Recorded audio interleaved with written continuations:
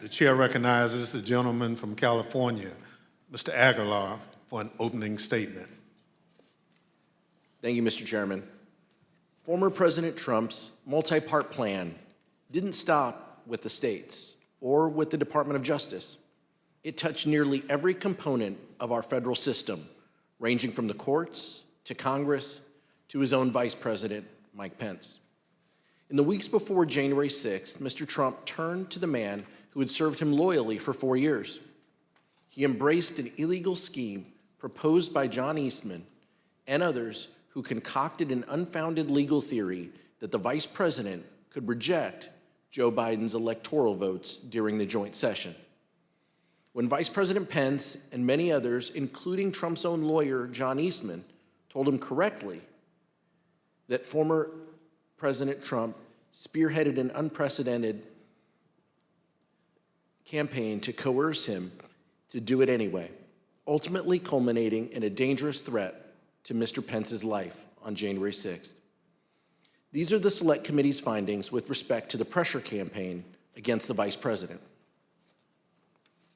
John Eastman admitted in advance of the 2020 election that Mike Pence could not lawfully refuse to count official electoral votes.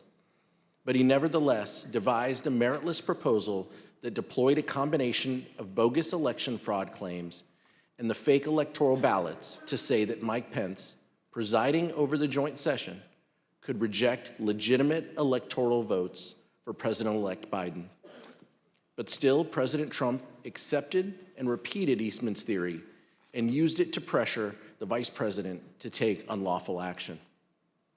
In multiple heated conversations, President Trump directly pressured Vice President Pence to adopt the Eastman theory and either reject the electors or send them back to the state legislatures.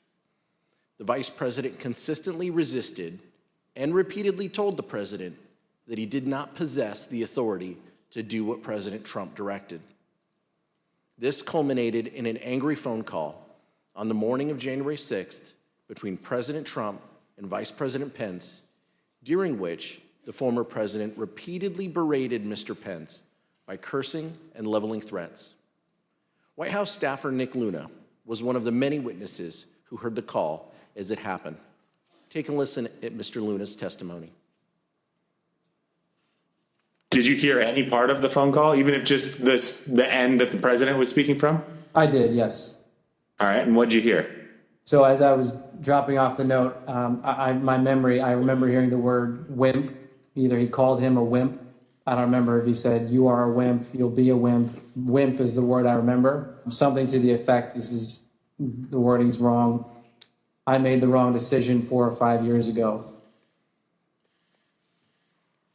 In the face of the vice president's resistance, the former president and others exerted both private and public pressure to change his mind.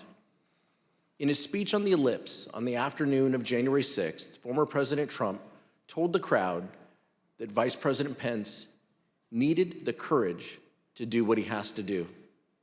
Once the riot began, President Trump deliberately chose to issue a tweet attacking Mr. Pence, knowing that the crowd had already grown violent.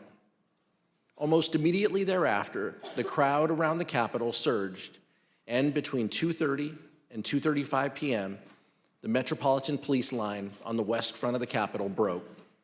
This was the first time in MPD history that a line like this had broken. Rioters at the Capitol were heard chanting, "Hang Mike Pence," through the afternoon. As a result of this unrest, Vice President Pence was forced to flee to a secure location where he actively coordinated with law enforcement and other governmental officials to address the ongoing violence. Mr. Chairman, I yield back. Gentleman yields back.